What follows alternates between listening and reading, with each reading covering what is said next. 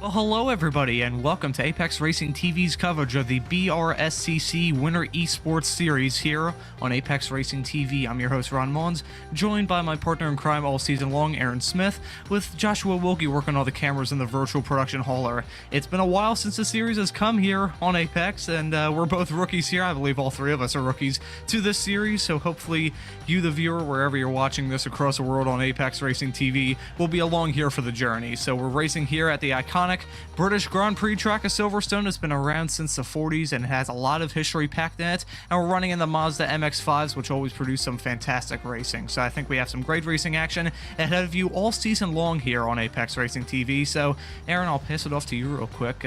We've seen a lot of action so far in this qualifying session. A lot of these drivers are jockeying for position to try and set some good qualifying times. So what are your thoughts heading into the season opener race?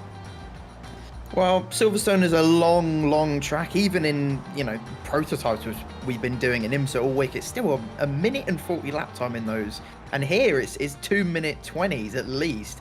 And yeah, like you've mentioned, we're seeing cars jockeying each other. We've seen a couple quite big accidents, actually. We had a 3 or 4 car pileup a few minutes ago hit into cops, just because there's quite big gaps between some of the drivers.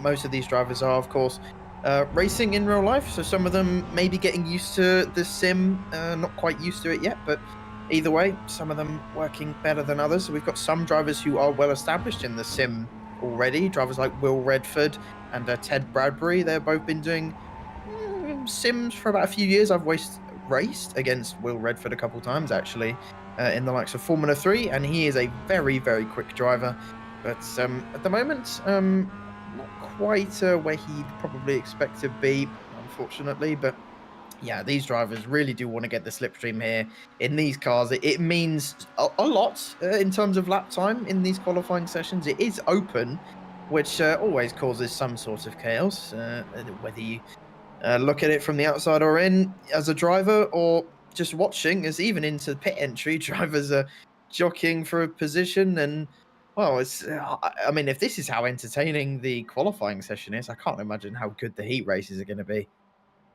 Oh yeah, fingers crossed. I think we're in store for some pretty good racing. I mean, the MX-5s always put on some very close action, regardless of what track you're running at.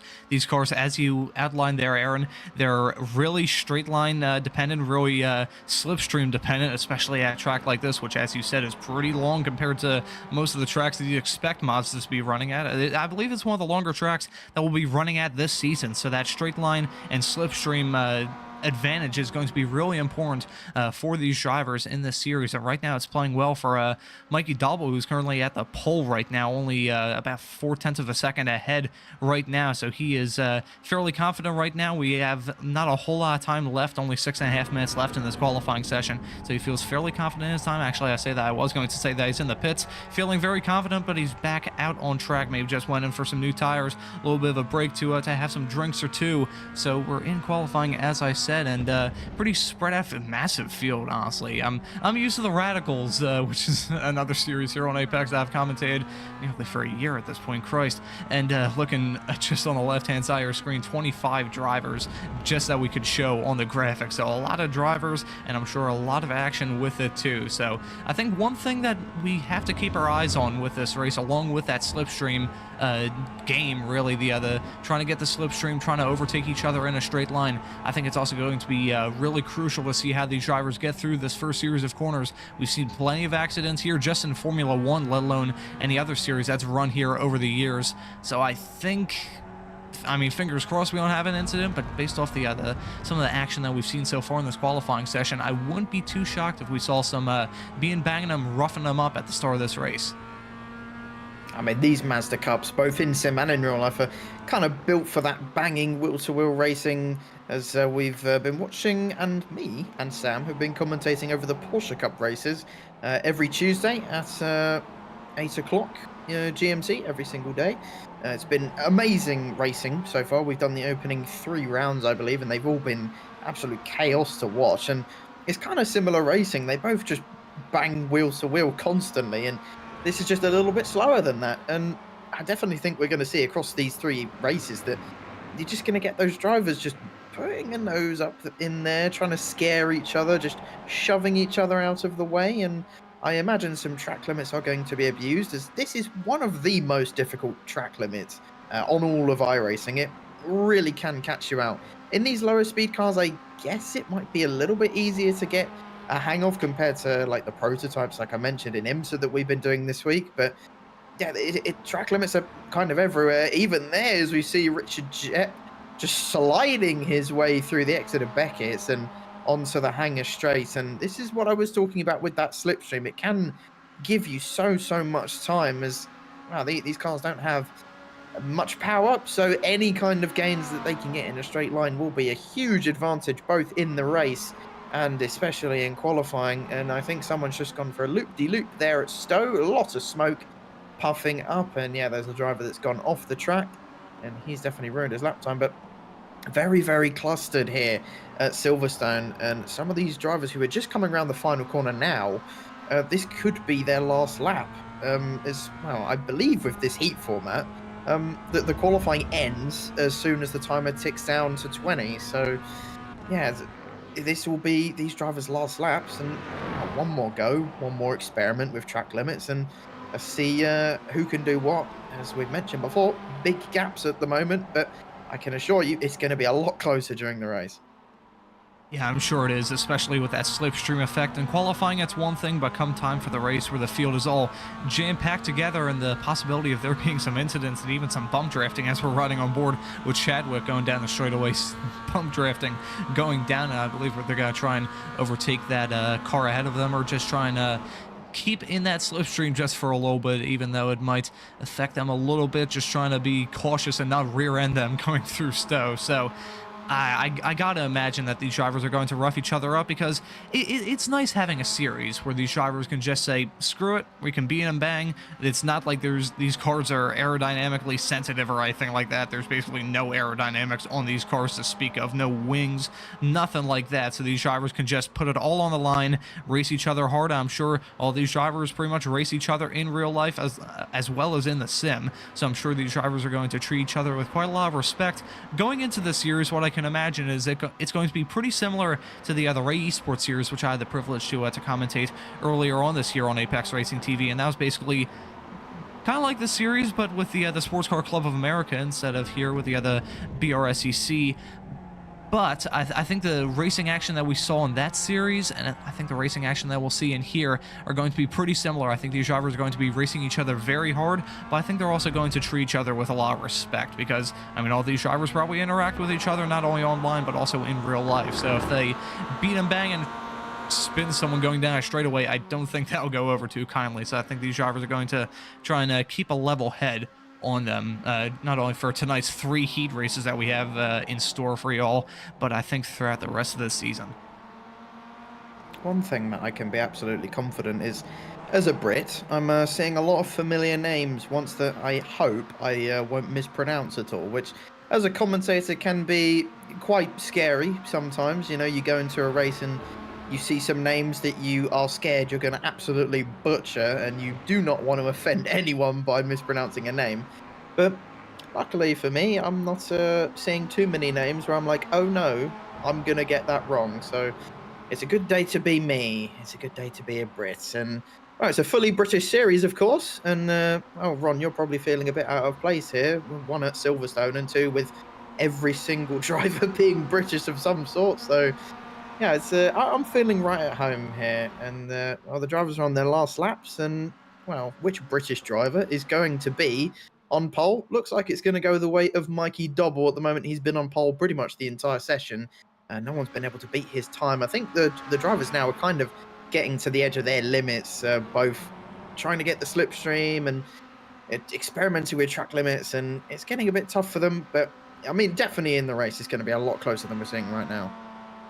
Oh yeah, I can imagine. So these drivers are definitely going to turn up the wick come time for the race, because they don't have a whole lot of time to negotiate here. They only have, these heat races are 15 minutes long, so they don't have a whole lot of time here to try and beat and bang and rough each other up. The point you mentioned there of being the only American really in this series, I feel a little bit out of place, as maybe our producer Josh might feel the same. He's from Canada, which is basically just America mixed with Britain with a lot more snow. So maybe feel a little bit off there, but I think we'll get the other starting grid here. They have a lot to go through, and I believe, will they be taking the rolling start? I believe they might be taking a standing start here, so we don't have plenty of time. So it's going to be Mikey Dobble grabbing the pole position for this race. I'll let you go over this, Aaron, because I got to save my voice. I've got a sore throat, so I don't want to injure myself badly.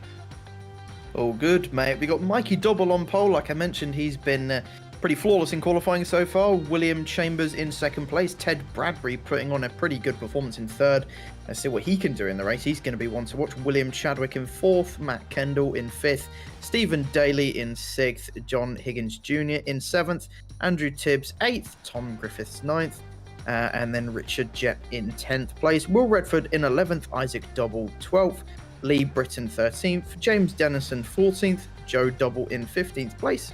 Jack Nola in 16th, John Petic in 17th place, Tom Selden in 18th, Tom Monjimenez in 19th, Steve Roberts in 20th, Pete Smith in 21st, Ari Barker in 22nd, Keith Dalton 23rd, Stuart Lyons 24th, and our final few drivers, we've got Matthew Parks in 25th, Will Hopkins 26th, James Roberts in 27th, Bob Bannister 28th, Chris Humphreys in 29th, Reese Lewis in 30th, Mike Close in 31st, James Barrett in 32nd, and Richard Harwood in 33rd. Oh, that was a lot of names to get through. 33 drivers, and I somehow just about managed to get it before we go racing, as we're waiting for the lights to go out, and there they are. We are green and we are racing. It's a fairly even start for the people on the front row. You can see that Mike Dobble just trying to cut off William Chambers as we go into turn one. Bit of a difficult chance to go for a move into turn one, and already William Chadwick up to third. There's a bit of a spinner in the background. That is Andrew Tibbs, I believe, going round. Another car that's gone off in the background. Will Hopkins, I believe, that was spinning off onto the gravel. He is out of this one. Actually, it was Richard Harwood. My apologies. We've got another spinner. Stephen Daly has spun around, but it's still Mikey Dobble in the lead of this race. And apart from him and John Higgins Jr., actually, I just jinxed it. He's now down a place. The leader is the only one to stay in their position, but that might be about to change as we head into Brooklands. And we might see a move here. No, we do not. He closes off that attempt at an overtake there. But as you said, I think a lot can change. I'm sure we'll see a lot of field shuffling, whether it be for the first few positions or whether it be outside the top 20. I think we'll see plenty of shuffling between now and the checkered flag for Heat 1. Right as I say that, a little bit wide there went Double coming out of that corner. So I think he's going to sacrifice his run quite badly. He's not going to have the best run. Very close there. A little bit of bump drafting as they go down the old start-finish straightaway and head into Cops here, and not going to go for the move there. That would have been a very bold and audacious move if he tried to go for it, but he does not. So now trying to block off the other move there. We've got these three drivers currently running in the podium places. Extremely close right now, starting to pull away a little bit from the drivers behind. It's still a fairly small gap there, and I'm sure by the time they hit the end of the straightaway here, I think that gap will be practically non-existent. Meanwhile, we've got the drivers spinning quite badly there, coming through the Maggots and Beckett's there. Thankfully, they avoid contact. Hopefully, on the rejoin, no one. Whoa, boy, that's going to be very close. I think there might have been some contact there. Meanwhile, here, we've got a massive pack of cars here, and they're nearly going 4 wide.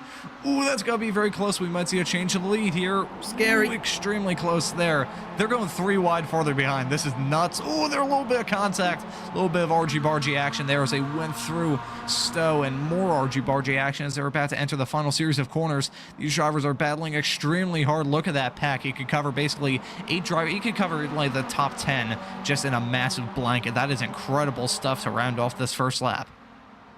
The screenshots after this race are going to be absolutely immense. Going to be wallpaper material at the moment. It's fantastic racing. This is exactly what we expected. You have Ted Bradbury trying to look up the inside. That's definitely an off track there. Got to be careful not to dip too much onto that curb as it can easily spin you round. But Mikey Double doing a fairly good job from pole, but that is a send from Ted Bradbury. I said he'd be one of the drivers to watch, and he now leads the Mazda MX-5s. Look at all of them separated by about half a second. It's incredible racing from these guys, and hopefully this continues not only in this race but throughout the entire night. It's so difficult to keep up with everything that's going on. So many different battles, spinners, everything. We've got a battle for third now between Chadwick and Chambers as they go side by side into Brooklands. There's a few critical corners, of course. It goes onto the old back straight. Some actually prefer the older layout. I'm still fairly mixed. Still going side by side as we head through Love Field. Now onto the old straight we come. And, well, some may get PTSD from this if I said the words, these are critical corners on this Grand Prix. But Matt Kendall going to give it everything anyway. And Mikey Double just holding station for now. Bit of a smart option, to be honest, as Cops, especially in these cars, quite a difficult overtaking opportunity, but it can be done. We've seen it a few times already in this race further back, but he's clearly just waiting for the hanger straight, which I think is the better option. And as Ron said, I believe during qualifying, the dirty air is basically non-existent in these cars.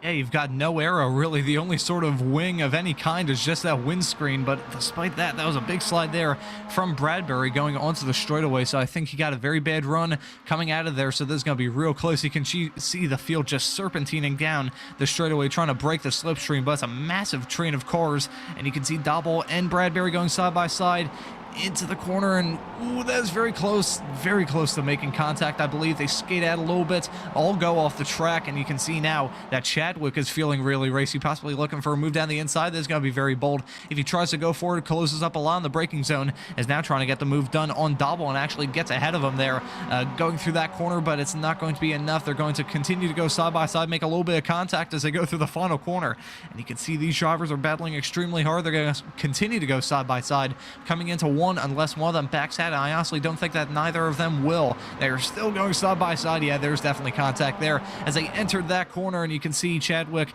having to concede that position. I say that. I think he is still very close. He might go for a move here. No, he does not. So Chadwick conceding that position, but I don't think this fight is, I think this fight is far from over. We're only 5 minutes in to this 15-minute race, and we've already seen probably about 89 changes for position all throughout the top 10, basically. So So more position changes in this race probably than we'll see throughout all of next season in Formula One. So extremely close up towards the front of this pack. And meanwhile, Kendall in fourth has closed up on it. You can see the battle there between Chad, all the top three runners has brought Kendall back into this fight. They're still pretty close, but now they're extremely close here. I think Kendall will try to feel a little bit racy. I think he put the bumper to the back of the one there coming through the corner, and I think Kendall will definitely try and look for a move here in the not too distant future, because with how hard these three at the front are battling, I'm sure he is smelling blood. It's so difficult to go for overtakes in this type of racing, and they are going to go side by side through cops. This is a sketchy moment, very close to contact, and that is Chadwick getting all up on the track limits and actually manages to gain a place. They're going nearly 4 wide as we head into Maggots and Beckett's. This can only end one way. Hopefully it doesn't end the way I think it's going to end. They are all sending it through that corner, and Ooh. Ted Bradbury is off the track. He still manages to keep the lead. This is going to be some entertaining racing for all of you tonight, I can assure you of that. This is what we're going to have over the course of this entire season. Ted Bradbury was off the track, and I believe he is serving a slowdown now, unsurprisingly. That might harm him later on during this race, as it's so difficult to get these overtakes done, especially if you're in the lead. And look at that, that is Mikey Dobble getting back into the lead up the inside at Stowe. They're going nearly 4 wide again and somehow managing to keep it all on the track. 3 wide as we head down into the final chicane, and that's a send. That's Will Redford going for it. How has he managed that? But there's big contact. That is huge contact, and that was inevitable to happen. That's about 3 or 4 cars that were involved there. It was a very optimistic move from Will Redford. In fairness, he got it stopped just about, but oh, that's big suspension damage for Will. And well, he's still got 2 more races later tonight to try and have a go, but that is a damaged MX-5, and I don't think we'll be seeing him too much over the course of this race, unfortunately. Trying to find out who that other car that was involved. I believe it was Kendall as well, who'd managed to sneak himself up into the lead, but yeah, just was at the wrong place, wrong time. Will Redford just trying to get the car stopped, and unfortunately, yeah, Kendall was just wrong place, wrong time, and yeah, just ended, unfortunately for both drivers, ended their chances of winning. But well, it gives other drivers their chances of winning, as here goes Griffiths on the inside, trying on William Chadwick, as Chadwick is now into the lead, and that's a mistake from Griffiths, as he goes very deep into Luffield, and all the drivers now getting boxed up, and there's a gap forming for that first place now. They need to be careful, because if they fall out of the slipstream of William Chadwick, that could be game over if they continue to fight. And Chadwick has already got a second gap. The slipstream does last, I think, to around 1.2 seconds, so they're safe for now, just about. But they need to stop fighting, otherwise they will just keep losing more and more time. As a racing driver myself, I can say that drivers aren't the brightest bulbs on the block, so I think they're just smelling blood more than anything else. You can see that gap is increasing. It's getting dangerously close to that 1.2 second margin, so I think Chadwick is looking really good. Yeah, you can see that gap is now about 1.2 seconds, so I think Chadwick is seeing those drivers battle behind, and he is just staring in his rear view mirror and just being like, come on, fight more, fight more, fight more, let me pull away with this thing. It's been a very dramatic first half of this race, and I think as it stands right now, Chadwick is in position to have a very calm second half of the race, albeit I say that gap is still about 1 second. Meanwhile, Bradbury and Griffiths continue to go side by side there as they're about to enter they're about to end that straightaway and go into Stowe there. And this is, we're kind of underselling the racing. There's only so much that we can say. I feel most bad for our producer, Josh, who might be having some technical issues right now. But I feel bad for him, because he needs to be like a chameleon that can look at 2 different things at once, because of the amount of racing action that we have. It's been absolutely nuts so far. Yeah, I mean, this is the kind of racing you get with MX-5s, to be honest, and I can't say I'm surprised. Not gonna lie, this is always what you get at Silverstone. Very wide, very close gaps, and the slipstream has kind of gone the wrong way for William Chadwick. He made a mistake into Stowe Corner, which, yeah, unfortunately, just made that gap go down by around 3 or 4 tenths. But unfortunately for our producer, if you are witnessing any technical difficulties right now. iRacing just crashed on him, so we do apologise for that. These things do happen, and of course we cannot predict when iRacing just decides no. So blame iRacing, not us. But anyway, well, we're still watching this fantastic racing, Ron, and well, it's been rather entertaining so far. It's just starting to calm down at the front a little bit now as everyone is spreading out a little bit more. I think the gaps are starting to be a bit more realistic as the drivers start to show their real pace towards the end of this race. But I don't really think you can take a bet on who's going to win this. It could go to first, to second, to third, to fourth, to fifth. You just don't know. I mean, yeah, I think it's looking very up in the air as to who can win. I think it's looking good for Chadwick right now, who has still a little bit of a gap. I know you, the viewers on Apex, can't see it right now, but it's about 2.5 car lengths separating him and Bradbury right now. So it's still pretty close, and they've actually closed up quite a lot. Going through Maggots and Beckett's coming out of Chapel now and going on to the Hangar Straight. This is going to be maybe we'll see a pass here between Chadwick and Bradbury. They've closed up quite a lot, so even though that gap was about 1.2 seconds this time last lap, the slipstream is still playing a big role there for Bradbury. So he's managed to close up a little bit, and you can see some very close racing here, as I believe we've now actually gotten our camera feed back. So yeah, it's you can see that gap now is about 1/10 of a second between Chadwick and Bradbury. So it is pretty close, all things considered. So I think even though it's looking good for, well, it was looking good for Chadwick at first, I think this is still very much up in the air. I mean, I say that there isn't a whole lot left in store for this race. I believe we're going to take the white flag next time around. We're 12.5 minutes into this 15-minute affair here, and with 2.5 minute long lap times, I think we're approaching the end of this race. So I think these drivers might start to break their elbows out a little bit and start feeling even more racy. I think we might see some very hard racing between here Chadwick and Bradbury, as that gap is now about 1/4 of a second. Yeah, this is what the slipstream does to you at this track, and that's why I was saying that it was so important during qualifying. And the fact that it might skew the qualifying results a little bit, as, excuse me, whoever got the luckiest with the slipstream the most would get it. And, well, that's a big incident for Dennison and Parks going into Village, and, well, that's not the ideal way to race wheel to wheel.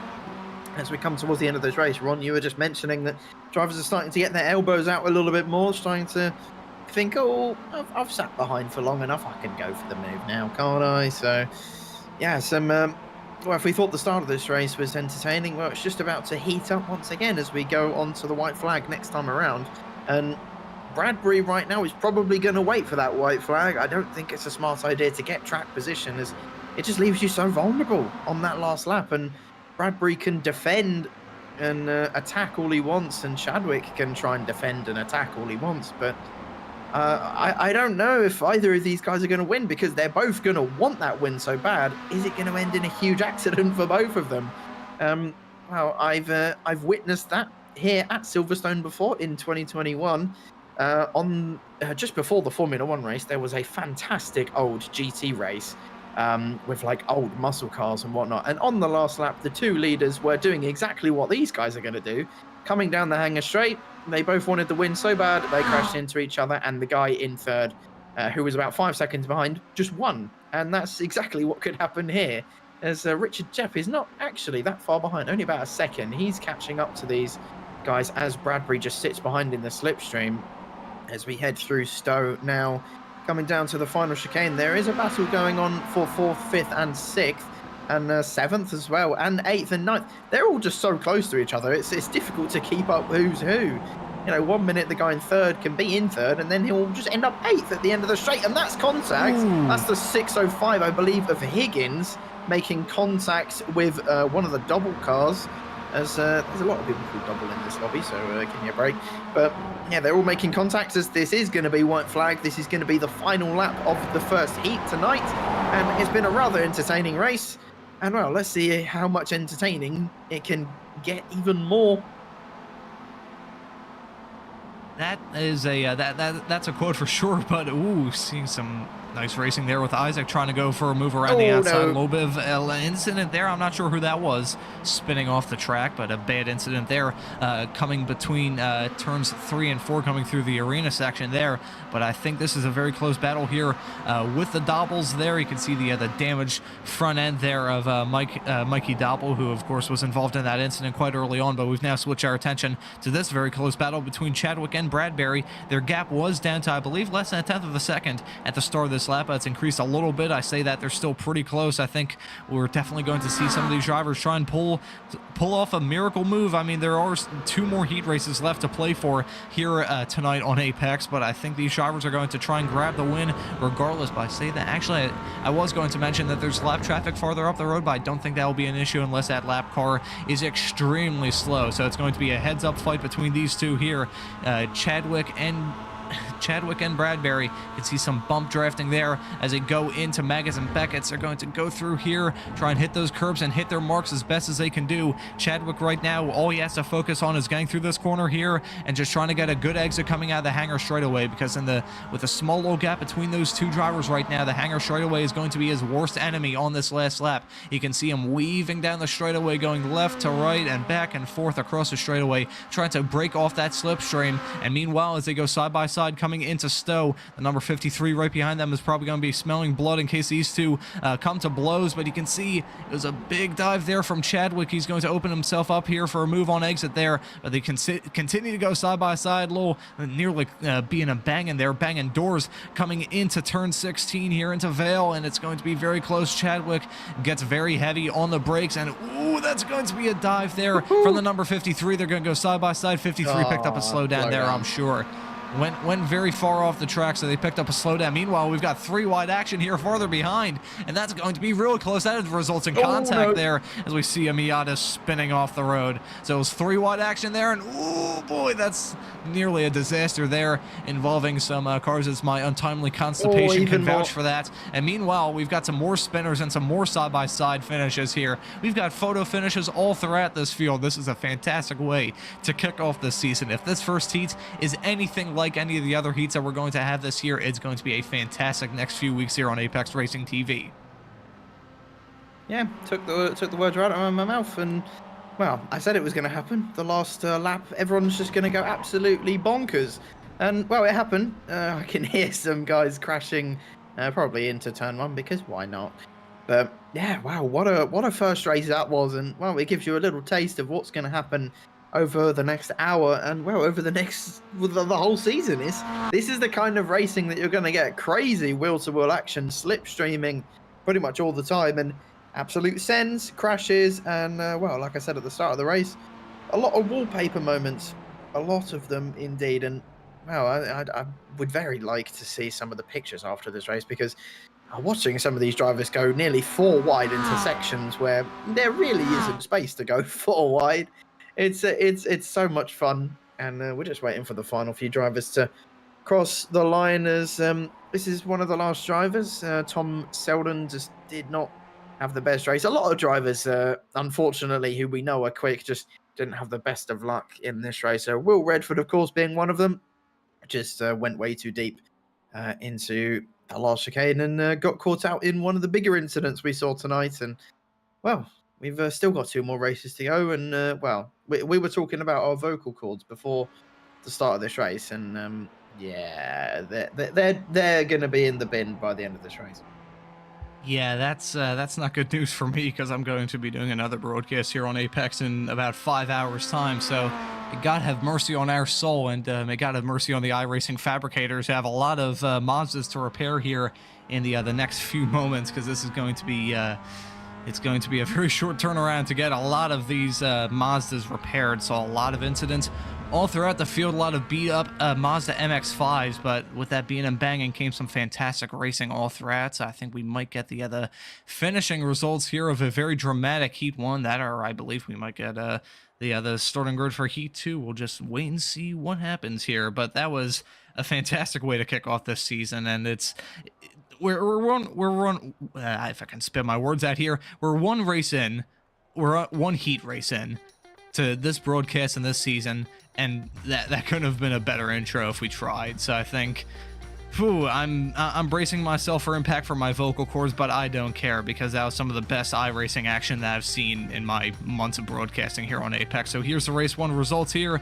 Go through this real quick. It's Chadwick taking the win of Heat 1, only about 0.4 of a second ahead. Jep in P2, then Bradbury falling to P3. Those were your podium finishers, and completing your top 5. There is Griffiths in 4th, and Dobley in the 5th position there, rounding out your top 5. And I'm not going to go through all the order because the drivers, as you can see, are lining up for the start of heat number 2 here. And I think if we saw some being and banging for heat 1, I'm sure we're going to see a lot more of that here in heat number 2. So lights are out and the field is going to be on their way. It's a very even keel start between our front 2 starters there. They're going to go side by side here coming into 1. It's a very good start there from the 192 there. He's going to pull ahead and take the punch early on and grab the lead very early on. So it's some side-by-side action there, and of course spinning wildly out of control coming through turn 2. That's a very tough mistake to make on the turn 2 of heat 2, coming through farm.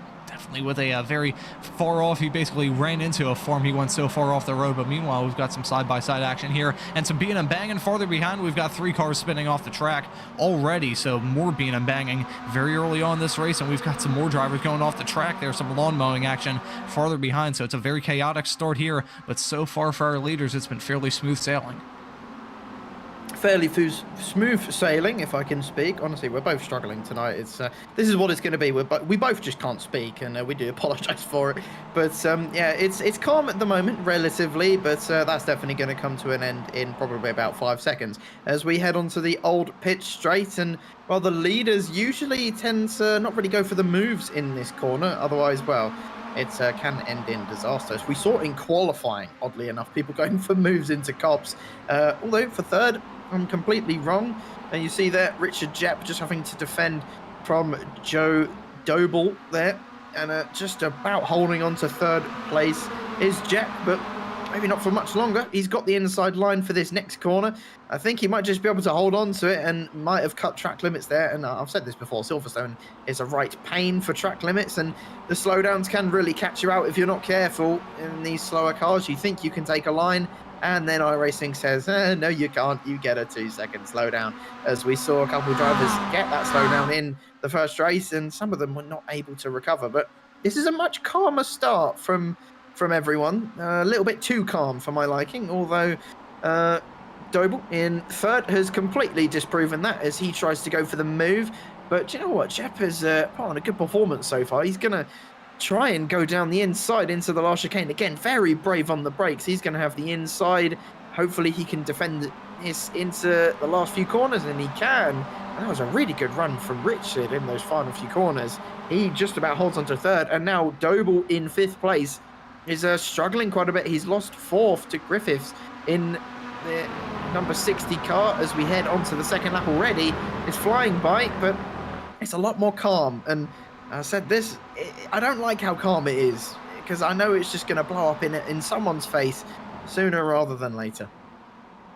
Well, I think between the two of us, we've done plenty of commentator jinx here on Apex. I think this is probably just a calm before the storm. I'm sure we had a fairly calm, I say calm, it was still action-packed second half of Heat 1 compared to the first half, which was drama, just dramatic from start to finish. So I think we might have the reverse here, a fairly calm first half of this second Heat race, and then everyone's going to kick on the Hyperjets in the second half of this Heat race. We'll wait and see. Meanwhile, we've got Doble trying to look for a move around the outside. They're coming into the 6th corner there, and it's not going to be close enough, but they're continuing to go side by side through left field. There's some very close stuff here. It's very hard to keep track of everything going on. As I said in Heat 1, I feel bad for our producer Josh trying to focus on all the racing action all throughout the field. So it's a very organized racing so far. Not a whole lot of offs. We've seen some spins here and there, but with how tricky these Mazdas are to kind of handle and get a grips on, it's understandable that we've had some being and banging them roughing up so far.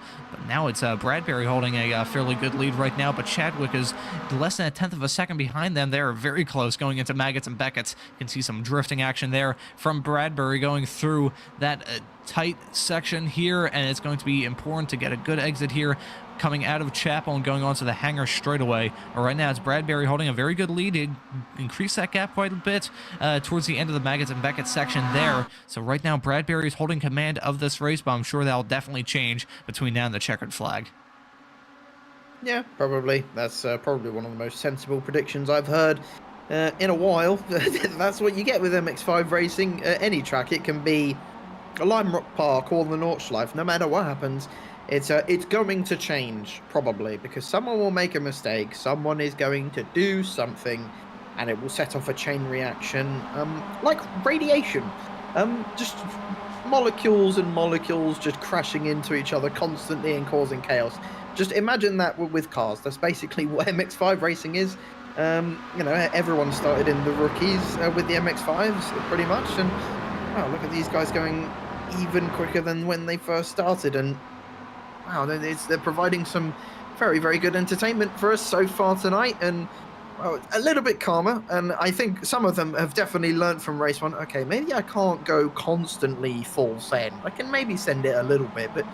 you know, I saw how badly it ended going 4 wide, so maybe let's not do that this time. Let's just bump draft a little bit, maybe go for a few moves here and there, but just a lot calmer and a bit more sensible. Maybe because it's race 2, it's a bit less chaotic, but, oh, I said less chaotic, and Chadwick has just gone into the lead. It doesn't look like Ted Bradbury actually fought that one too hard, and he's probably playing the long game. Got 10 minutes to go in this race, and is he going to try and do what he did in Heat 1, which unfortunately it didn't work.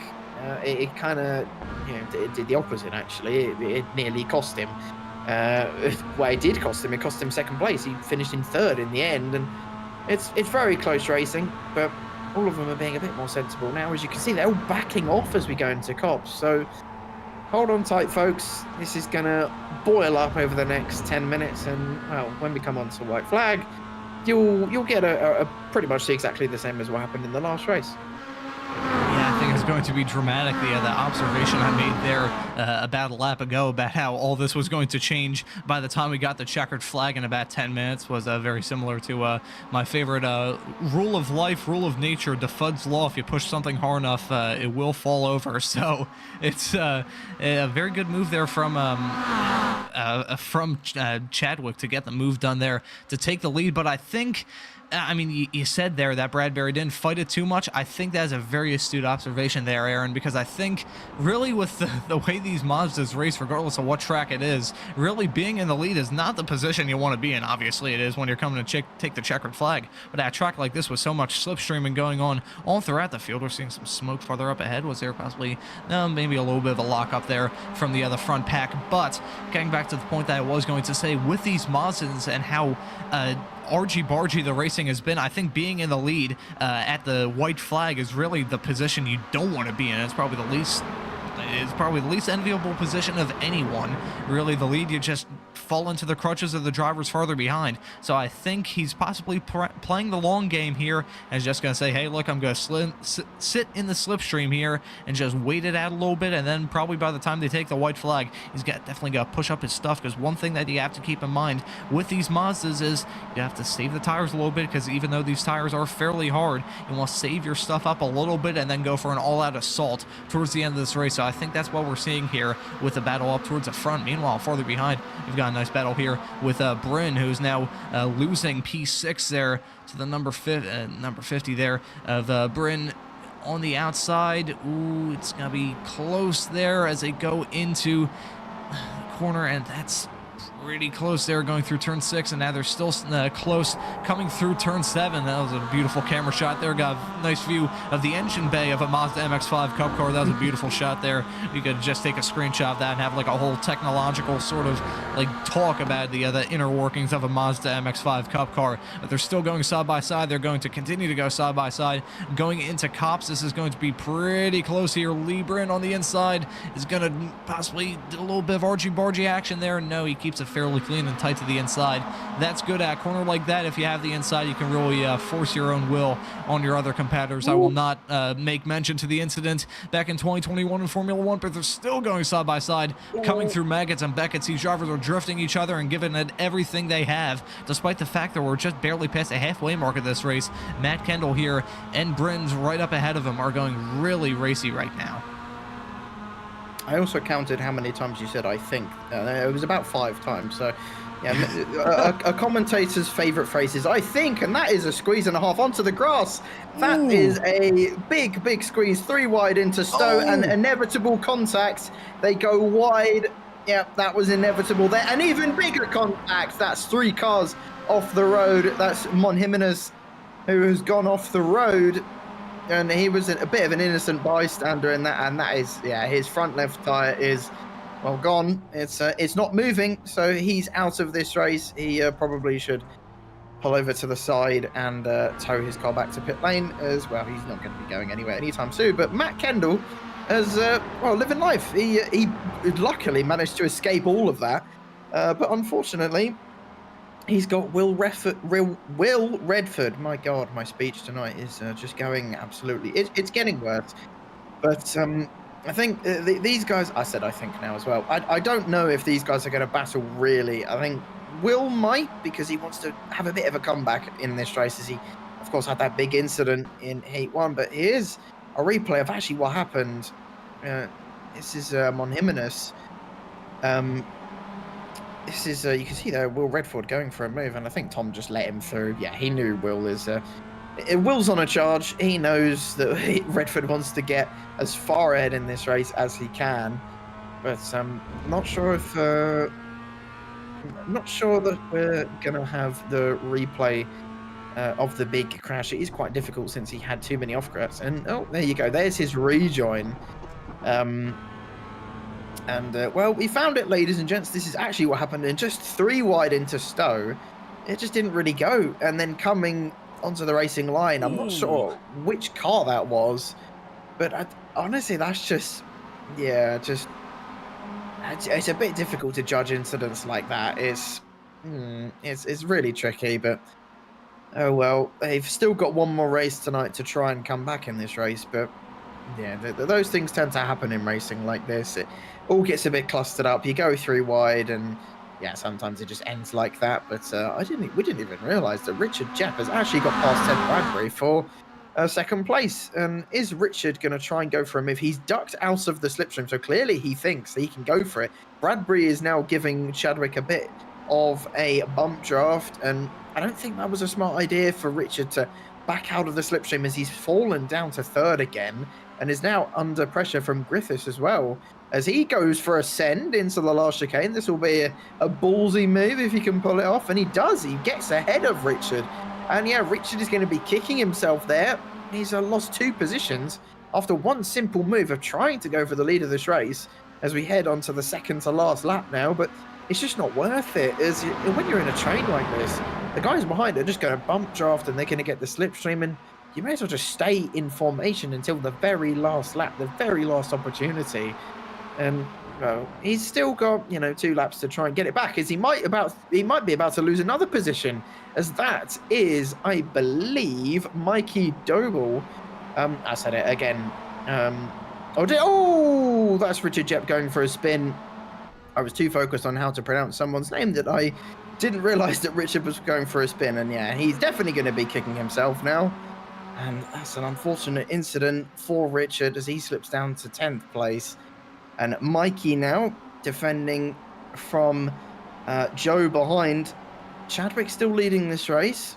It's this has been a bit of a weird race, this second heat. It's been kind of the polar opposite of race 2. We've seen a few more mistakes instead of actual crashes. Of course, we've still had the odd crash here and there, but just a little bit more mistakes, and the gaps are a lot wider than they were in the first race. Well, I think despite that, I think we're in for a pretty good finish here. Chadwick right now about 0.2 of a second ahead of Bradbury. Bradbury looking for something to prove after the other, I won't say heartbreaking way that Heat 1 came to an end. It was definitely a frustrating finish for him to try and get the move done on P1 and end up in P3. That had to have stung a little bit.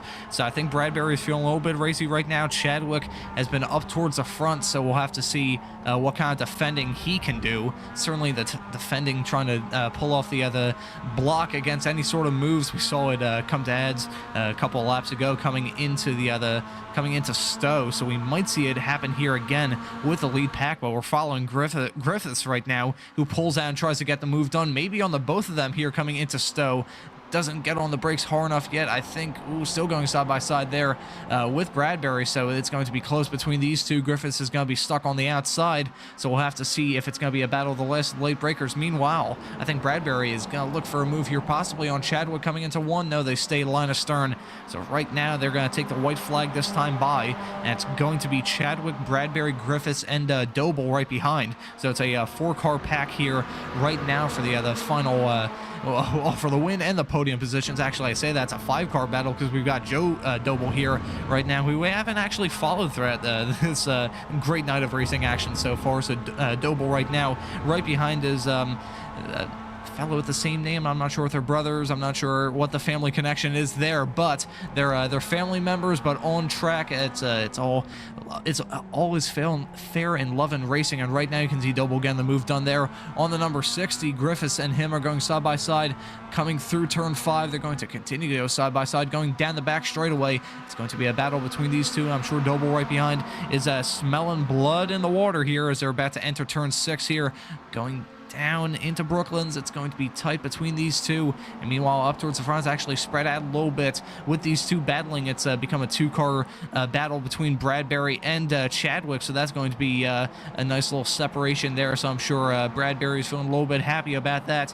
Definitely doesn't want a repeat of the finish for heat race number 1, where he went for the move and ended in total disaster for him. So I think he's happy seeing that gap right now, but these two continue to go be very close to each other, possibly doing some bump drafting there, going down the old start finish straightaway here. Doble is right now running in that final podium position, but I'm sure plenty will change between now and the checkered flag in a few corners time. We're going through the 9th corner there of Cops, about to enter the 10, 11, 12, and 13 and 14 section here of Maggots, Beckett's, ending in Chapel. So we've still got plenty to play for in this race. But they're still going side by side. Ooh, that was a big slide there from Bradbury. He was trying to catch up to Chadwick up ahead, but actually closed that gap between him and Doble. So that has cratered that gap between those two. So I think Bradbury might be a little bit less aggressive. I say that he might try and go for the move here. We'll just see. They're going down the hangar straightaway right now, about to enter Stowe. Are we going to see a send for any of these drivers? Doble looking for the outside, now nearly looked for the inside there. That would have been a very bold move there, but Bradbury tried to get the move done on Chadwick, made a little bit of contact. Chadwick is sliding, he's drifting coming through Stowe right now, and it's a massive pack here. We've got Bradbury and Chadwick going side by side. We've got Doble and Griffiths going side by side. It's going to be close between these two. Ted Bradbury's going to have the inside. He's going to have the good line, and Ted Bradbury gets a position. He's going to take the victory here in a dramatic finish to Heat 2. Meanwhile, farther behind, right behind Chadwick, we've got Doble, I believe, finishing in P3, so he manages to take the final podium position. I'll take a look at my live timing screen. That was pretty close, but we were more focused on the battle for the lead. I'll check my live timing screen real quick. Actually, no, it was Griffiths taking P3 there. So Griffiths manages to grab the final podium position there, and Mikey Doble finishing in P4 right ahead of Joe Doble in P5. So that was a dramatic finish there to heat number 2 tonight. We've got some more side-by-side action farther down the field. We've got so many clippable moments from the racing action so far. It is, we just got a quote from our producer Josh, as it's impossible to keep up, and honestly, Josh, I can't blame you, as both Aaron and I's vocal cords will feel after this broadcast. It's been dramatic, to say the very least. Dramatic is an understatement, to be honest. I think if I was in this race competing, my heart would, I'd already need a heart transplant, to be honest. I'd just, all my valves would have been shot, quite frankly. But yeah, we're just waiting for some of the final drivers to cross the line. We will be here for about another 30 odd seconds, as it is a long lap, and some drivers didn't have the luckiest of races. Tom Monhinimus, of course, one of those drivers, got unfortunate in one of the incidents, the many incidents that we've had today. And yeah, speaking of heart monitors, I know some drivers have like a heart monitor on stream, like if they wear a watch that keeps track of it. What if like someone did a sim racing wheel that had them in the handle? Wouldn't that make more sense to keep track of your heart rate? I think that would make sense.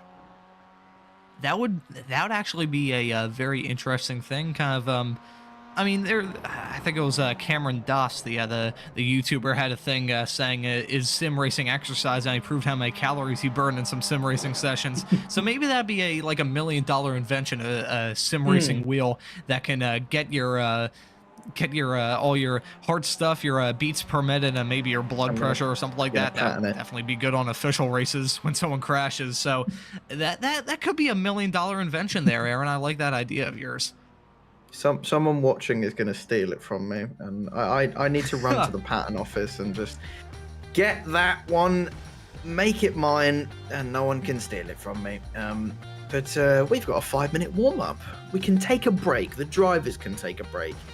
And well, this is the race 1 results. It feels like an age ago with Chadwick winning, and unfortunately, he still got 2nd place. I guess 2nd's okay, but yeah, he led for most of the race, and well, unfortunately on that last lap, just took way too much speed into Stowe Corner, and as Ron pointed out, he was drifting it through, and ultimately that meant Ted Bradbury was the one to come out on top, and unsurprisingly, I said at the start today that he would be the one to watch, and well, my prediction was right.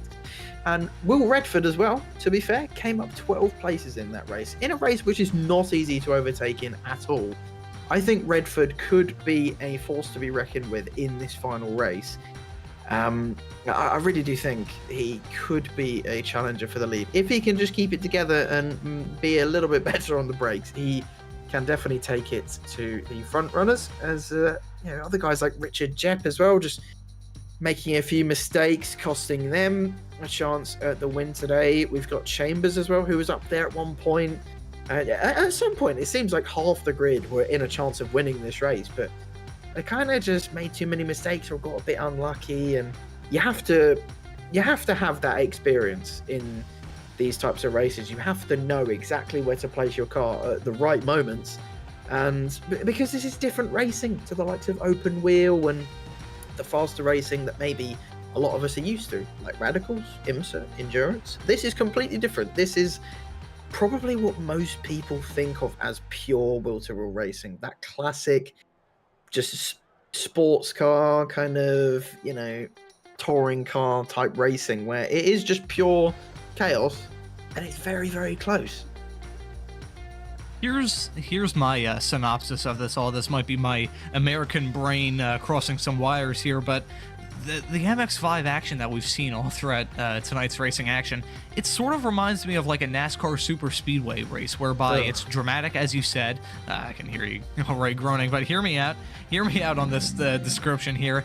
It's very dramatic, it's very unpredictable, and it's extremely close. And we also have plenty of lead changes. I say that we only had about 3 leaders in that last race, but you said that there were a lot of drivers all throughout Heat 2 and Heat 1 so far that had a realistic shot of winning it. So I think, minus the absolutely field clearing accidents that you see in a super speedway style stock car race, I think it's kind of similar as far as I'm concerned. I think it's been pretty close. It's also been brilliant to watch so far. When we had the discussion of heart rates and everything like that while sim racing, I don't know what my resting heart rate is. It has to be pretty bad right now. So we've got some pretty good racing action here, and despite the fact that we're in the warm-up, it's a little bit of a lull in this broadcast right now. I think it's going to heat up quite well for Heat 3. I think we're going to end on a high. We don't have much time left in this warm-up session, but I think it's going to end on a high, and I think we're going to end in a pretty good race. What do you think, Aaron? You just talked about NASCAR. I nearly fell asleep, to be honest, but no, but I mean, you British people. Well, I mean, I just okay. The weird thing with me is I can watch an IndyCar oval race and be fine, but then I watch NASCAR and I'm just bored. I don't get it. I don't get it. I love IndyCar. It's like one of my favorite racing series, and I can watch the oval races. I can watch Indianapolis. I can watch all of the other ones. But I don't know. NASCAR just doesn't do it for me. A NASCAR modified and running at Le Mans. Now that is better. That is what NASCAR should be doing. And wow, surprisingly, the NASCAR did really, really well at Le Mans this year. And well, I'd love to see it have its own class, just NASCAR's going around at Le Mans. And it apparently, from Jenson Button, it was very, very easy to drive. And I think, what if someone did that with these Mazdas? Why not? Just give it. I believe stock, these things have like an inline 4 with like about 200 horsepower. just chuck a V8 in it. Why not? Give it some aero. Give it a front splitter, a diffuser, a spoiler, a proper roof as well. Bish bash bosh, you have one of the fastest cars ever. I think that would be fantastic. Why not? Someone make it in BeamNG so we can all race it, because that's probably the easiest way that we're going to be able to drive a deadly machine like that. But anyway, enough of us rambling for the past 5 minutes. These guys have had a chance to catch a break. We've not had a chance to catch a break because it's our job to talk for you. But anyway, we've got one last race tonight. And well, after the last 2 races that we've had, this one's probably going to be the most chaotic. Not going to lie. The grid is all mixed up. It's the top 10 reversed from race 2. And well, different grids, different drivers. And we're only going to be able to go through, I'd say, the first 20 drivers. But anyway, Andrew Tibbs is going to be your pole sitter on this last race. Isaac Doble in second place. Richard Jepp hopefully can climb his way back up to the top spot tonight, as he was trying to do in the second race. Matt Kendall in fourth place. Will Redford, watch out for him, in fifth. Joe Doble in sixth. Mikey Doble in seventh. Tom Griffiths in 8th place, William Chadwick in 9th, and Ted Bradbury, your race winner of race 2, in 10th place. And we've not got long to go. We can only go through the first 10 drivers since, well, if I went through all of them, we'd probably be halfway through the first lap. But anyway, we're going to wait for those iconic 5 red lights to go out for one last time tonight. The drivers eagerly anticipate it, and we are away here at Silverstone. It's a fairly even start from everyone. It is quite difficult to get this car launched better than other drivers, since it is pretty easy, but it's even Stevens for the most part for the top 20 as they all go single file into turn 1. A couple drivers trying to look up the inside. It's going to be the moves. Oh, there is a driver off in the gravel trap, but the moves we're going to see is into turn 3. There is Richard Jepp trying to go for a move, not quite getting it done. And there is another driver trying to go around the outside. Redford now trying to put a nose in. He's up 2 places as well. Bit of argy-bargy at the back, but now moving back towards the front. Will Redford has got a good start, like I mentioned, but the front 2 are pretty much even Stevens right now. Andrew Tibbs and Isaac Doble still going just single file, as Doble now trying to pull out and go for an overtake, but round the outside, that would be a spectacular move if he can get it done. We try and look at all the action that's happening across the 30-car grid. It is very difficult to keep up with everything, but I believe Doble has got that move done up the inside, and onto the back straight we go. And wow, what a clean lap this has been so far. We've seen some good racing, but can Doble keep this lead all the way till the end? It's going to have to be some defensive driving. And remember that Redford and other drivers as well are going to be coming through the field and want that win just as badly. And I can tell that my voice is starting to go. So Ron, can you take it away? Yes, I will. So I think right now the defense strategy is to try and drive the widest Mazda MX-5 Cup car there is in existence, but it didn't really work for him as they're going side by side, coming through Maggots and Beckett's there. You can see pulling ahead a little bit is it number 28, but it's not over yet. They're continuing to go side by side, exiting Chapel and going onto the hangar straight away. You can see this massive pack of cars, a little bit of damage on one of the cars farther in the back. That's basically in the top 15, outside the top 10, because there's so many cars here right now. We've got some 3-4 wide action further behind, but right now the 2 leaders are going side by side, nearly going 3 wide. They are going 3 wide further behind. And look at the 67. There's contact there. Multiple drivers spinning off.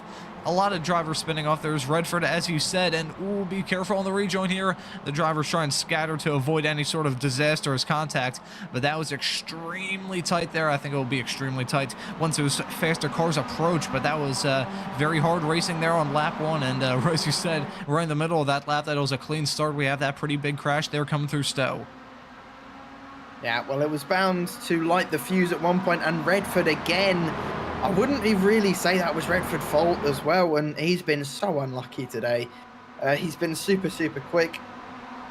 Definitely going to be a contender in future rounds, but just has not had the luck on his side today, as Doble still in the lead of this race. We've got Tibbs just in second.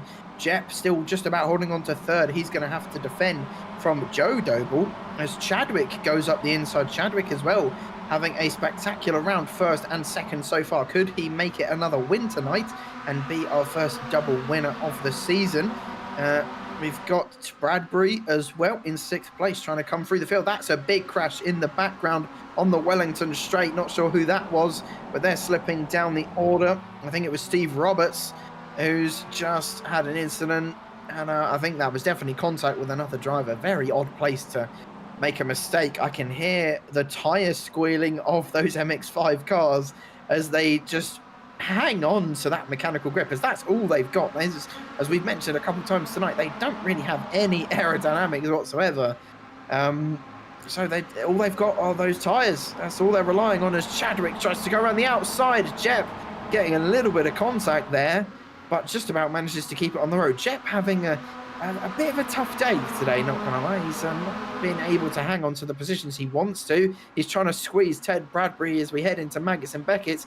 Bradbury just about keeping a nose up the inside, but I think Bradbury's going to wait until the hanger straight to go for a move, and he's got a fantastic exit. But is Richard going to defend towards the inside? You have to go for a move so late here. You can't really pull out now. Bit of contact there. That could have been absolutely disastrous for these two. But what is Ted Bradbury going to do as we head into Stowe Corner? He puts a nose up the inside, trying to go past Richard, but it's a difficult place to try and overtake, as the car on the inside loses so much speed, as the car on the outside can carry so much more. Bradbury now under pressure from Doble behind. Britton goes from send into the final corner. Jep having to defend now as well, and now Doble having to defend from Britton as well. It's so difficult to keep up with everything. Honestly, I've said before in previous seasons of different series like Porsche Cup, we need screens of different battles, but I was going to say, we need multiple broadcasters for this, and different streams to watch different parts of the race. It's just amazing racing wherever you look.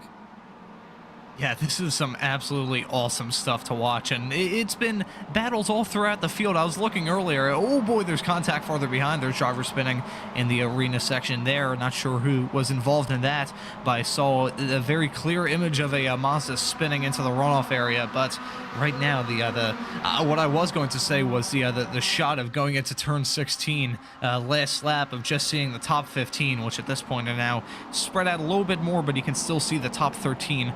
My apologies, the top 12 are still within about 3.2 seconds of each other. I say that there's contact there between Doble and Bryn there coming into Luffield, and sadly for Bryn, he falls down the order, currently in P16, now P17, and Doble continues to hold on to that spot, but that gap is now spread out a little bit. You can see the gap is pretty big between those two, and we're going to replay the incident that we saw earlier. Actually, no, there's the incident with Bryn, my apologies, going through turn 6 now and about to enter Luffield here, and it's just, Bryn, the first view that we had of that was a little bit of false advertising there. I was thinking that it was just an overly opportunistic move there from Doble, but I think Bryn closed the door quite significantly there. I think he was expecting that Mazda just to sort of disappear, but sadly for him, it results in an absolute disaster, as he's now plummeted down the order, was running firmly inside the top 10, and is now running outside the top 15, so a very tough change in fortune there for Bryn. Yeah, and that's how quickly your race can go from pretty good to, oh no, I'm in a wall in these races. It genuinely, 1 minute you can be in the lead going side by side through Stowe, and then, yeah, your front left wheel is hanging on literally by a thread. So it can go bad very quickly, as Chadwick making more moves up into second place, as that is Tibbs going way too deep. He has to be careful. We've seen something like that already today, as Bradbury now goes for the move up into third, now into second. He's got the inside line for the final corner, and now also for turn 1. This is going to get interesting. Chadwick on the outside. Bradbury smartly, I think, just backed out of that one. Not really. Oh, excuse me, my voice is really going. Bradbury knows and has the experience. Oh my lord, that is very wide for Doble in 6th place. He used all of the track on the right-hand side. And, well, to be fair, the two Dobles going wheel to wheel for 6th and 7th place. Like Ron said before, I'm not 100% sure what the affiliation between all the Dobles is. Not sure if they're brothers, father and son, I'm not quite sure, but either way, they're all having a pretty good day, I'd say. They're all within the top 7, and one of them is leading the race and could be on their way to getting a victory tonight. But that slipstream, of course, is going to hinder Isaac Doble. And, well, William Chadwick, of course, is already a race winner. So is Ted Bradbury. And, well, we're seeing sort of the same drivers up into the top 5. And right now, I think anyone within the top, I'd say 9, can probably still have a decent chance of winning this race. More realistically, the top 8, I'd say. It's super, super close. And, well, they're not really going to go for the move into the lead until the last laps. And that's Isaac Doble going all the way on the track limits through Copse. And, well, that's what you got to do here at Silverstone. Use all of the track that you can. But unfortunately, to no avail, as, well, the gap at the start of this lap was around 9/10. And as we head through Maggots and Beckett's, it's now down to 1.5 That's how powerful the slipstream is around this track. I think the dream scenario, at least for us, I think it would be kind of funny, would have all Dobles be on the podium. That would be kind of funny, but right now there would be a lot of work to be done to get a result like that. Currently, Mikey and John Doble currently running in 6th and 7th. Meanwhile, Doble and Chadwick are actually battling for the lead right now. Doble is now dropping down into 2nd, so Chadwick got the move done there, I believe, coming into turn 15 of Stowe. But it's not over yet. We've got some 3-wide action there. That was extremely close. A little bit of contact there as they went through turn 16. And oh no, that's contact there. That's Isaac Doble there. So as I was saying, that a dream scenario would be an all Doble podium. Sadly for one of the Dobles, it ends in absolute despair there as he now drops down the order. So right now, the battle that was extremely hot up towards the front has now cooled off a little bit, with Chadwick now about 0.7 of a second ahead of Jep in P2. Yeah, just like to mention as well, I said before that who's just blown up, that was Andrew Tibbs. I believe he downshifted way too quickly and he blew up his engine. Well, that can happen in these MX-5 cars. I've done it before, and I'm pretty sure most people on iRacing have blown up this engine. At some point. It is quite an easy engine to blow up, to be fair. These inline 4s aren't the most, tough, shall we say. I mean, they are just, little MX-5s. They're not built for downshifting super, super quickly, and unfortunately for him, I think he is out of this one.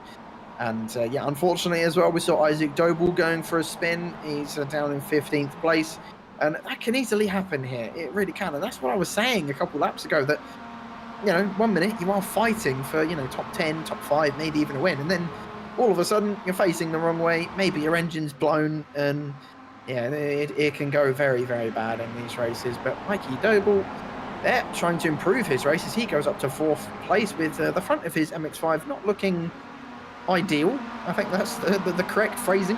As a Daly trying to put the pressure on him as he got overtaken through Copse. But as we head through Maggots and Beckett's, it just gives the drivers a couple corners to prepare for the long, long hanger straight, as the slipstream is absolutely crucial here. And Daly is going to have a pretty good chance to overtake Mikey for 4th place, as Mikey will get a tiny slipstream up ahead. But is Daly going to try and work together here? I think he is. And that is the right decision, as when we cross the line, I believe we will have 2 laps to go. So not long in this race left, not long today overall for racing left. But overall, it's been pretty damn good, but not good for my voice, as I can tell it's just deteriorating fast. Yeah, I think we're going to use the collective money that we get from this series just to try and afford a lot of cough drops, because I think with how action-packed this first round of the season has been, I think we're going to need those cough drops badly, because I think we're going to be calling a lot of battles, and this might be one of them there that we're following. Richard Jep right now is really the camera car for the battle up ahead between Chadwick and Bradbury. It's a repeat of all the battles that we've seen so far this season, so far this broadcast. It's a Chadwick and Bradbury continuing to be extremely close right now. The gap is about less than 1/10 of a second. It increases a little bit under braking for turn 3, but I think it's going to come down to another one of those battles. Chadwick 1-1, Bradbury 1-1. We'll see what happens this time, knowing our luck will be those two coming together, ending in tears, and then Jep might try and pull ahead and take the win. We'll just see what happens here in the next lap and a half, as he'll definitely be taking the white flag this time by, but it's still a long way before that. driving around this track in a GT or a Formula One car, it wouldn't take very long going from the end of the Wellington straightaway into Brooklands and through Luffield to get to the start-finish straightaway. But with these Mazdas, which are a bit on the slower end, it'll be a very long time, so these drivers have time to kind of strategize, figure out what they're going to do. If I'm Jep, I'm probably just going to stay behind and wait for these two to possibly come to blows. It nearly happened at the end of last race, and I think it could possibly happen here at the end of this race. I think Jep is just going to try and, if it were me, if I were Jep, I would just stay behind and just kind of play it out as it is. I think right now you're running in a good position right now. If you try and battle even harder, you're possibly going to close in Doble and Daly right behind, who have started to work together and are trying to close that gap up. So I think if you're Jep, what you need to do is just wait for those two up ahead to come to blows and then pick up the pieces when it all goes wrong. Yep, got to agree with you there. If I was in Jep's position, I would be doing that. I would, yeah, just sit behind. There's nothing more you can do. There's no point pulling out of the slipstream. Is it just leaving you vulnerable to the guys behind? You could be on the wrong line. It's just not a good idea. He's made that mistake a couple times tonight, and as you can see there, smartly this time he is deciding to just tuck into the slipstream. And honestly, most of the time, going through corners like Stowe, those fast, left or right-handers, most of the time you're turning with the brakes. You're not really turning with the steering wheel. You're kind of, using the steering wheel to get the car in the general right direction, but honestly you're just using the brakes to just steer your way through the corner, as that's kind of the fastest way you can do it in these cars. As like we said before, not really much downforce, so you don't really have any to rely on. You just kind of have to send it in with the rear of the car, hope it rotates and not over rotates, as this is going to be white flag. This is the last chance for everyone to get those final moves in. This is William Chambers trying to go for 8th place. He started on the front row in the first race, but just hasn't had the best of times, as he's trying to battle there with Higgins, as Higgins is going to give it absolutely everything going into turn 4 now. And, well, they're too far behind the guys in front to really bother about it, so why not? Let's just go Will to Will anyway. But William Chadwick seems to be the favourite for winning this race so far, as Jep actually has lost out a little bit. Oh no, this is too wide into Brooklands corner. They got to be careful. Jep just on the outside, now turns into the inside for Luffield, and Jep still has the inside line. Daly trying to give it everything. It's not really a smart idea to be battling this out, as they are just losing time to the cars in front, and Jep will probably be screaming, what on earth are you doing?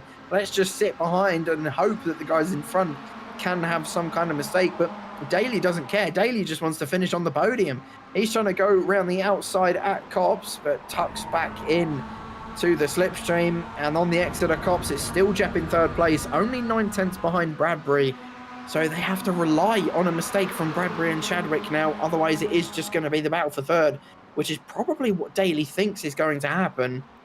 But now, as we come through Magnus and Beckett's, this is the last real chance for anyone to make any kind of gains on the drivers in front, as Jep just loses more time. He's dropping out of the slipstream now. It's just going to be a battle between Bradbury and Chadwick for the final race win tonight. Who is going to be a 2-time race winner? Is it going to be Bradbury? Is it going to be Chadwick? They're going Will to Will as we head into Stowe corner. Bradbury is going to have to be super brave around the outside. Look how much speed he carries, but Chadwick just holding onto the inside, pushes him onto the green stuff. Hope that's not a slowdown for Bradbury, otherwise that will be sorely disappointing. Into the final chicane we go.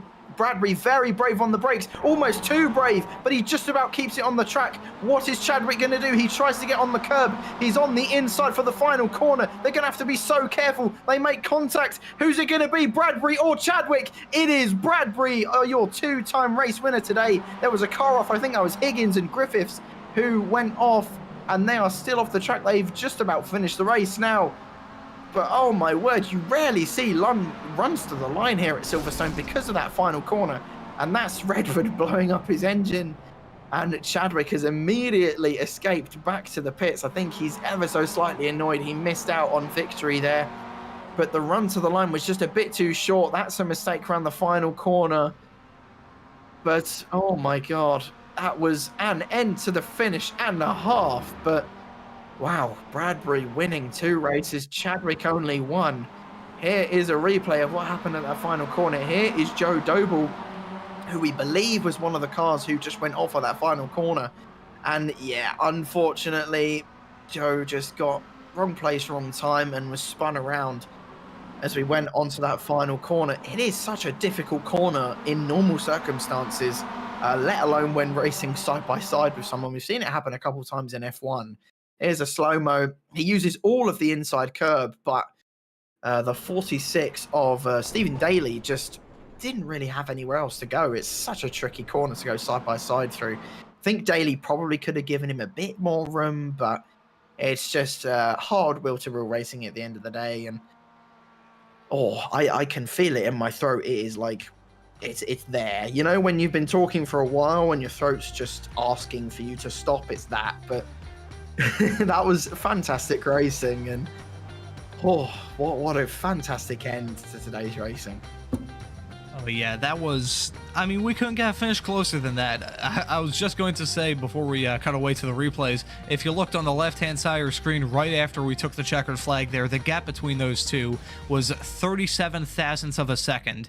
It'd be very hard to get closer than that. I believe that's one of the closest finishes I've seen in my time commentating races here on Apex Racing TV. That was unbelievable racing from start to finish, and I believe to cap off this broadcast and cap off a night of great racing action, I think we'll also get some interviews as well. I'm taking a look in the hallway, and we've actually got a few of these drivers lining up for interviews right now. So I think, Aaron, who would you like to talk to first? Well, surely it's got to be your two-time race winner tonight, Ted. I mean, what a fantastic day for you. That's probably, I mean, winning all three races, of course, is even better. But that last race between you and Chadwick on that final lap, did you think that you were able to get him, or were you having a little bit of doubt in your mind? Yeah, honestly, I didn't know. Obviously, it's a big slipstream track, Silverstone. But I thought me and Will could get away. We managed to work well together in the past, and we did then. And yeah, it come right down to the last corner, the last straight even. Yeah, it was really exciting and really enjoyed myself.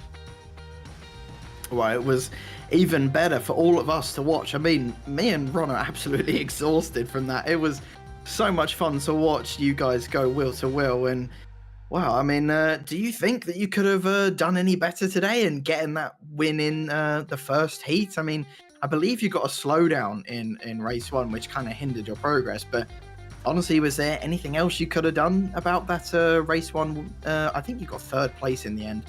But yeah, anything else you could have done?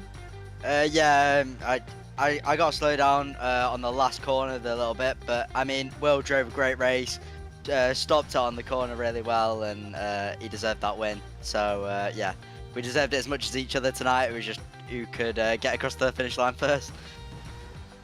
Yeah, I mean, you summed that up perfectly. That run to the line was truly something to behold. I've never really seen a run to the line as good as that at Silverstone. But I mean, heading across the rest of the season, do you think this is going to be a kind of regular thing? Do you think you're going to be able to challenge up the front constantly and to take the championship with it?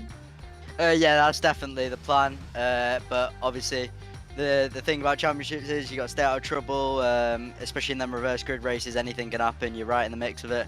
So yeah, just stay consistent, try and keep bagging points, picking away one by one, and we'll see how it goes.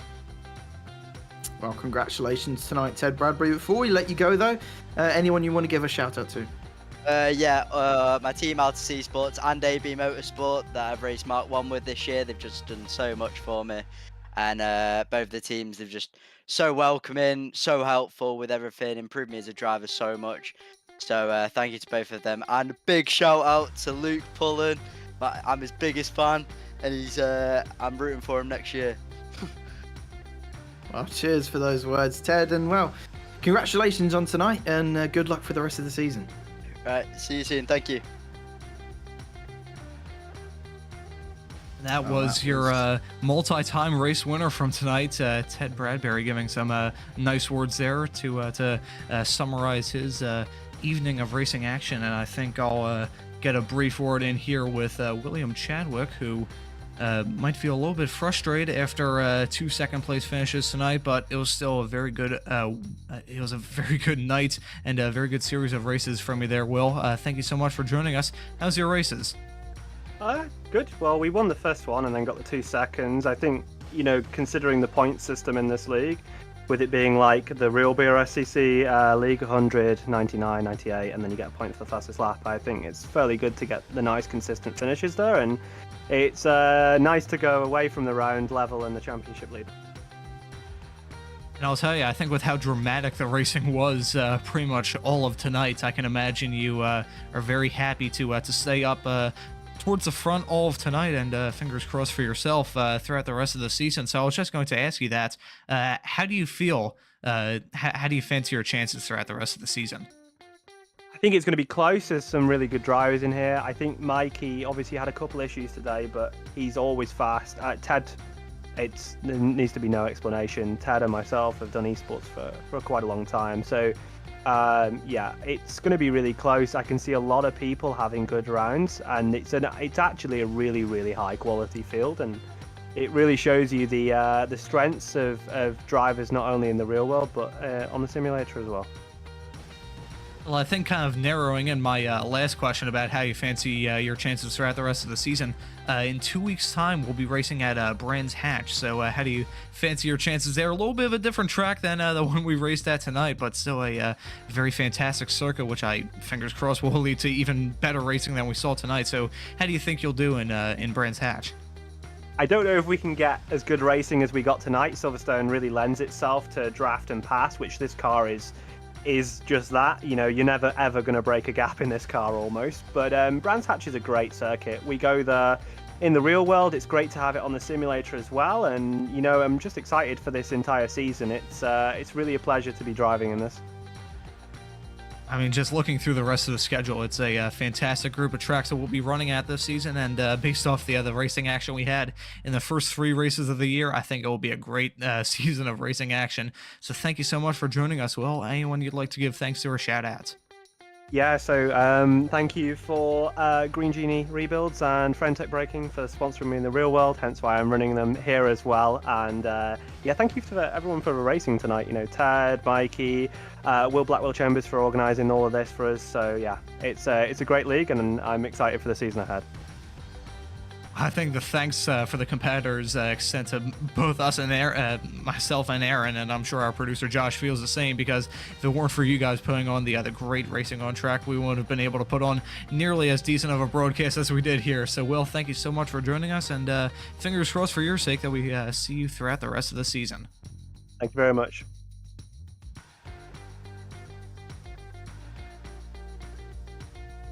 There was Will Chamberlain, and Aaron, I think I will let you get the last word and talk to a man who didn't have the best of races tonight, but he still had a very dramatic night. Yeah, well, not too much to say, unfortunately. We saw how quick you were throughout the entirety of tonight, and we know that you could have fought for the lead, but just a bit unlucky today, wasn't it? Yeah, I mean, it's racing though, isn't it? In a series like this, it's all about having fun. You got so many people so close together that you go for some moves that maybe you wouldn't go for sometimes, and they come off, they don't come off, and so on. So it's a long season ahead. So hopefully I can still get back up there towards the end. Yeah, I mean, of course, I've seen you drive the likes of Formula 3, Formula 4 for I think around 2 years now, and you're always up the front. And I predicted the likes of you and Bradbury would be there today, and well, you were, but just the luck wasn't on your side, unfortunately. And, well, do you think there was really anything you could have done tonight to avoid those incidents, or is it just one of those racing things? I mean, my qualifying could have been better. That was the main thing that let me down, but I just couldn't get a lap with the toe, and then I ended up just having to sort of, instead of trying to focus on getting in the group, I just drove around on my own and put a lap in towards the end so I could at least be near the top 10. But that's the only thing I really messed up. Apart from that, there was the move in race 1, which I didn't actually mean to do. I just braked too late and then had to commit to it. But I pulled that off and then had a little contact with Matt as he turned in on me because he didn't know I was there. And then race 2, I got turned the cross on the first lap after someone lost it on my outside, which damaged my front bumper. And then race 3 again, a similar sort of thing, which knocked my front bumper off. So in all 3 races, I had no top end. I was like half a second down on each straight, on the 2 main straights. So it was tricky, but again, it is racing and this is all about having fun, and I did have a lot of fun tonight. Yeah, it did look like absolute chaos out there tonight. It looked like no one could really avoid each other. It was entertaining, but at times a little bit too entertaining. But going into next round, Brands Hatch is going to be a lot calmer than this, hopefully. Just a little bit more traditional racing. Here's a bit more slipstreamy, but do you think you'll be able to get a good result there? Yeah, I mean, hopefully. I mean, all last season I was fighting against Mikey Doble for the championship overall, and I only just lost out to him. So I'm hoping I can get back up there. And when we were at Brands Hatch last year, you know, you'd think that slipstream wouldn't make a big difference, but it absolutely does. And there's going to be a big group at the front again, going at it every single corner. It's just the nature of these cars, really. You get in slipstream back to like 2 seconds back. So as long as you're near someone, even if they're faster, they're not going to get away from you. Yeah, very well said, Will. And, well, I would say congratulations, but, well, what could have been for you tonight? And I expect, of course, of a man of your skill level that we will see you at the top sometime again this season. But before we let you go, anyone you want to give a shout out to? Yeah, shout out to my dad for watching as always, and shout out to my girlfriend Neve for tuning in. Well, thank you, Will. And, well, good luck for the rest of the season, and we hope to see you up the front again soon. Thanks, mate.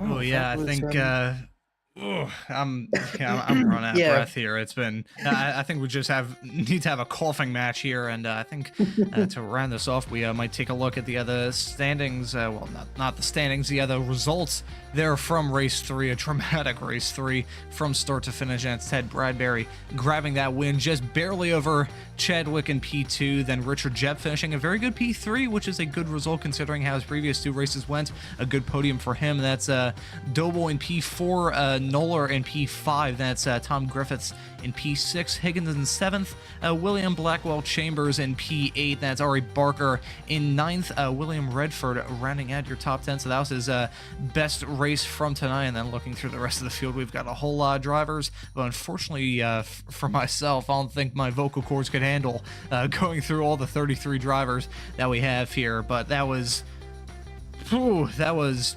beautiful. That was some beautiful racing action there in Heat 1, Heat 2, and Heat 3. Saw a lot of drama, some drivers going off, some incidents all throughout the field, but despite the incidents that we saw, we still put on some pretty good racing. What do you think there, Aaron? Yeah, just just struggling for words, gonna be honest. It's yeah, my throat has taken a toll. Glad that I've got a few weeks break from commentating because I'm gonna need it. But I mean, yeah, that was some really, really good racing. Of course, I mentioned Porsche Cup a couple hours ago now, it seems. And yeah, similar kind of racing, just really close, a bit slipstreamy here as well. Just very, very close. Drivers giving it absolutely everything. And yeah, it's one, taking a toll on my voice for both broadcasts, but it's been so much fun to do these. And well, I think we've got another 2 weeks to wait until the next one. So yeah, set your timers, set everything, and just yeah, keep an eye on the 14th of December, I believe, when the next round is.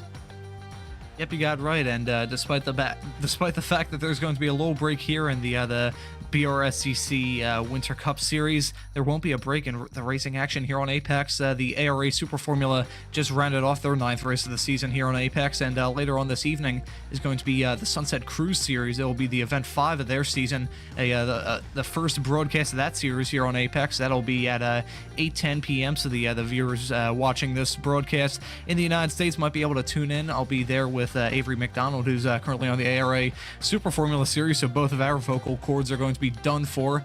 And then we'll also have some radical action on Friday. That'll be the season finale at the Nordschleife. That'll be a dramatic race there. That'll be at about 4 p.m. Eastern, I believe, 1800 GMT, if I'm not mistaken. I'm not good with British time. I should probably do that with the series that's probably being watched by primarily British audience. But as Aaron pointed out, the next race of this season is going to be on December 14th. That'll be at Brands Hatch. That'll be another 3 heat race event, so that'll be great there to kick off round 2 of the season and round off 2023, because that'll be the last event of the series for 2023. Then we go into the new year. Guns blazing, Donington Park will be running there on January the 11th of 2024, and then 2 weeks after that, we'll be going to Knock Hill. That'll be a steep departure from the racing that we saw here at Brands Hatch. Basically 2 opposite style circuits. Knock Hill, very tight and twisty, probably the shortest track we'll be visiting all season compared to Silverstone, which is the longest. So that'll be on January 25th, and then we'll have Alton Park 2 weeks after that on February the 8th. That'll be a race that I'm looking forward to. And then to round the season off, we'll be racing at WeatherTech Raceway Laguna Seca. That'll be the final broadcast of this winter series on February the 22nd of 2024 to complete rounds 16, 17, and 18. So we have a lot more racing action here, not only on Apex Racing TV, but from this series as well. We've got 15 races in store, and I'll ask you this real quick, Aaron, before we round this off. What do you think the Brands Hatch race is going to be? We asked the drivers, now I have to ask you. What are you looking forward to in a few weeks' time when we rock up to Brands Hatch? Well, I mean, British F4, I believe it was yesterday, the official iRacing series just rounded off there. And I honestly think it's going to be that similar kind of racing. Of course, these MX-5 cars are a little bit wider than the Formula 4 cars, a lot less downforce. But honestly, it's probably going to be better racing, since these cars can afford to go wheel to wheel a bit better, can afford a little bit of contact, a little bit of friendly contact here and there that doesn't really affect either car. So I think we're going to see more traditional, classic British touring car racing that maybe some of us are used to, and should be good fun. Brands Hatch is a track that I only live about 30 minutes away from, so yeah, it's a home turf for me, and should be another entertaining round for sure. Well, I think if it's anything like the racing action that we saw here, I think it will be fantastic to watch, and we should probably have some cough drops just on hand ready for December 14th, because I'm sure even though the racing action will probably be a little bit different than what we saw, a little less slipstream dependent, as you said there, Aaron, I think it's still going to be pretty exciting. So that does it here for the opening 3 races, the opening weekend here. I say weekend, it's it's Thursday. So the opening Thursday here of the BRSCC Mazda Winter Cup MX-5 series here on Apex Racing TV. We had a fantastic night of racing action, and fingers crossed that converts to exactly the same stuff in 2 weeks' time on December the 14th. So for myself, Ron Mons, Aaron Smith joining me in the commentary booth, and Joshua Wilkie working all the cameras in the virtual production hauler, I say thank you all so very much for watching. Have a great rest of your day, and Aaron and I are off to buy some cough drops.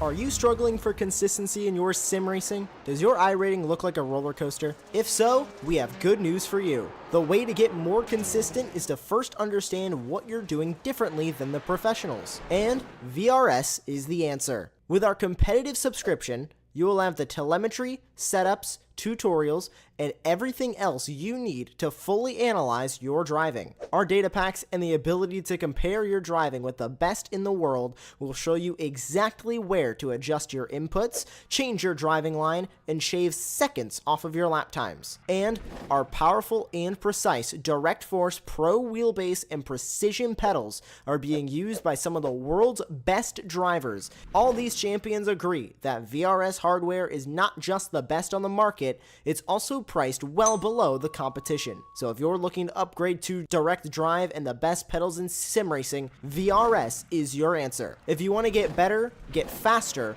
and make it happen sooner rather than later, you owe it to yourself to find out why so many people are switching to VRS. You'll be so glad that you did. Visit www.